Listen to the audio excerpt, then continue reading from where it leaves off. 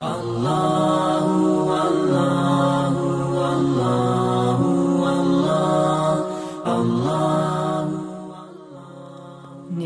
به والدین در حیات و بعد از وفات از مهمترین واجبات و فرایض دین است.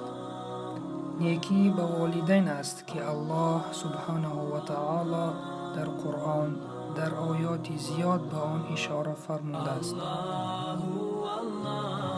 از جمله سوره نساء: به نام خداوند بخشنده و مهربان و الله را بپرستید و چیزی را به او شریک قرار ندهید و به پدر و مادر نیکی کنید.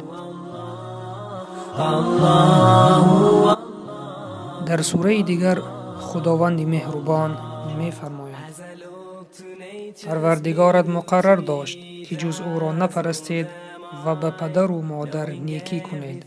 هرگاه تا تو زنده هستی هر دو یا یکی از آن دو سال خورده شوند آنان را میازار و به درشتی خطاب مکن و با آنان با اکرام سخن بگوی.